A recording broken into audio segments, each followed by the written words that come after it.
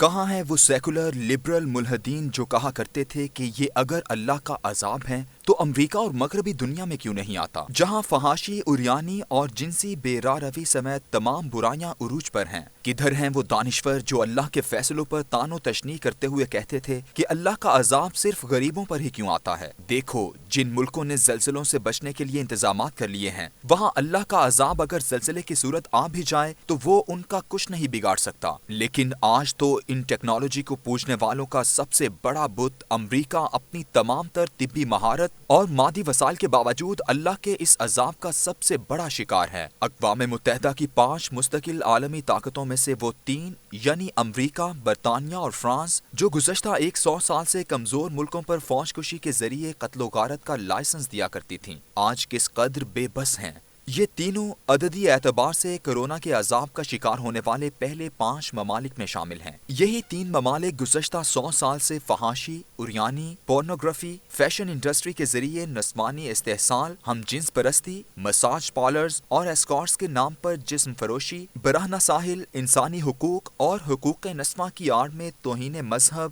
الحاد اور اسلام دشمنی جیسی کئی اختراعات اور خرافات کا مرکز ہیں۔ انہی تینوں ممالک میں سب سے پہلے جدید سیکولر لبرل اور لادین مغربی تہذیب کا بیج بویا گیا۔ فیشن انڈسٹری جس کی آڑ میں فحاشی کو عروج ملتا ہے، وہ فرانس میں پیدا ہوئی اور پھر اٹلی نے اسے بام عروج پر پہنچایا۔ چین کمیونسٹ دنیا کا واحد ملک ہے جس نے ماؤ زیدونگ کے ثقافتی انقلاب کے 3 سالوں 1966 سے 1969 میں 2 کروڑ لوگوں کو قتل کر کے ایک ملحد لادین ثقافت کا آغاز کیا اور آج تک اس پر قائم ہے، جبکہ اس کا ساتھی کمیونسٹ روس انقلاب کے زوال کے بعد مذہب کی جانب لوٹ چکا ہے اور آج وہاں ہر سال 1200 چرچ تعمیر ہو رہے ہیں، اور پیوٹن فخر سے کہتا ہے ہم ایک عیسائی روس ہیں اور امریکہ ایک سوویت ہم جنس پرست یونین ہے۔ دونوں قدیم کمیونسٹ ریاستوں میں اللہ نے فرق واضح کر دیا ہے۔ ملحد چین اس عذاب کا پہلا شکار ہوا اور آج بھی 3295 اموات اور 81,394 کورونا کے مریضوں کے ساتھ تعداد کے اعتبار سے تیسرے نمبر پر ہے، جبکہ مذہب کی جانب لوٹ آنے والا ملک روس صرف 1036 مریضوں اور صرف 4 اموات کے ساتھ 38ویں نمبر پر ہے۔ اللہ نے اٹلی میں بھی ماننے والوں اور نہ ماننے والوں کا فرق واضح کیا۔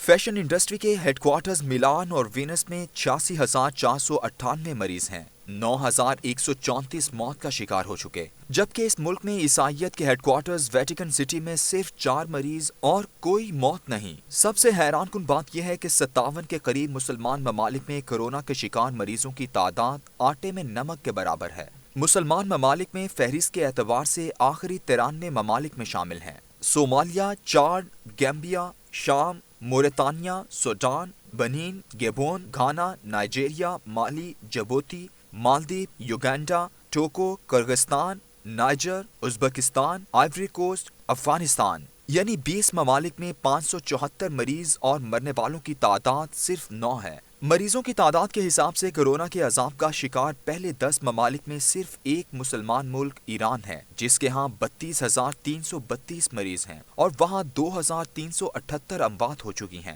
یہ بھی میرے اللہ کی طرف سے ایک نشانی اور وارننگ ہے تاکہ ایران گزشتہ 20 سالوں میں شام، عراق اور افغانستان میں اپنے کردار پر ایک دفعہ اللہ سے ڈرتے ہوئے اور تعصب سے بالا تر ہو کر نظر ڈالے اور اللہ کے سامنے اپنی خطاؤں اور قتل و غارت پر معافی مانگے۔ پاکستان 31ویں نمبر پر ہے اور سعودی عرب 35ویں نمبر پر۔ پاکستان کو بھی 11 ستمبر کے بعد secular liberal dictator general Musharraf سے لے کر اب تک کے جرائم پر نظر ڈالنی چاہیے اور سیکولر لبرل جمہوریت کے نام پر اس وقت جو الحاد اور فحاشی پرورش پا رہی ہے اس پر استغفار کرنا چاہیے، ورنہ ڈر اس بات کا ہے کہ کہیں ہم بھی پہلے 10 ممالک کی فہرست میں آ کر نہ کھڑے ہو جائیں، کیونکہ ابھی تک اللہ کے عذاب کا کوڑا تھما نہیں ہے۔ یہی حال سعودی عرب کا ہے، جسے یمن پر کی گئی بمباری پر ایک دفعہ اللہ کا خوف کرتے ہوئے اور تعصب سے بالا تر ہو کر نظر ڈالنے کی ضرورت ہے اور اسے یمن میں معصوم بچوں کی اموات پر استغفار کرنا چاہیے۔ ہمارے سیکولر لبرل محققین کی ایک عادت یہ ہے کہ وہ ریسرچ کے ڈیٹا کا بہت استعمال کرتے ہیں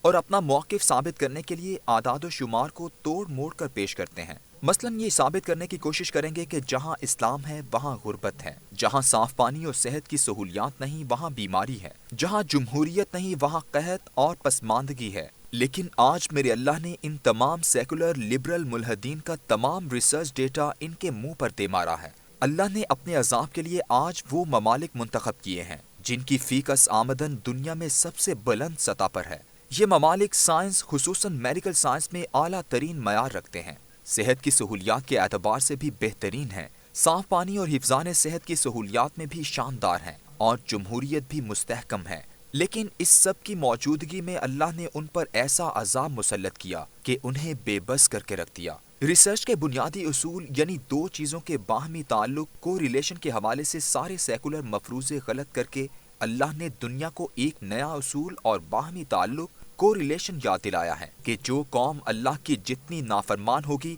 اللہ کی بتائی ہوئی اخلاقیات کو جتنا پامال کرے گی، اللہ اسے اتنا ہی زیادہ عذاب میں گرفتار کرے گا۔ اللہ نے اس مغربی دنیا پر ایک ایسی موت مسلط کی ہے کہ مرنے والوں کے عزیز رشتہ دار بھی انہیں دفن کرنے کے لیے موجود نہیں ہوتے، وہ ان کی بخشش کے لیے دعا بھی نہیں کر پاتے۔ کوڑے کرکٹ کی طرح انسان زمین میں دفن کیے جا رہے ہیں۔ جو سیکولر، لبرل، ملحد نما دانشور سائنسی تحقیق پر اچھل اچھل کر بولا کرتے تھے کہ یہ عذاب وغیرہ کچھ نہیں ہوتا، اصل وجہ صرف غربت اور پسماندگی ہے، وہ آج دنیا کا نقشہ کھول کر کورونا کے عذاب کا شکار ممالک کا جائزہ لیں۔ یہ وہی ممالک ہیں جو ترقی یافتہ شمار ہوتے ہیں، جبکہ کورونا کے عذاب سے وہ ممالک اور علاقے بچے ہوئے ہیں جہاں غربت ہے، افلاس ہے، صحیح خوراک نہیں ملتی، صاف پانی، تعلیم اور سیوریج نہیں، مگر آج ان پر موت کے بھیانک سائے نہیں لہرا رہے، جبکہ امیر ترین ممالک پر موت ایک بھیانک افریت کی صورت چھائی ہوئی ہے اور ہر کوئی خوف زدہ ہے۔ اس سے بڑا عذاب کیا ہوگا کہ ایک شخص جس کے پاس دولت، عزت، طاقت، صحت، آزادی، ٹیکنالوجی سب کچھ ہو،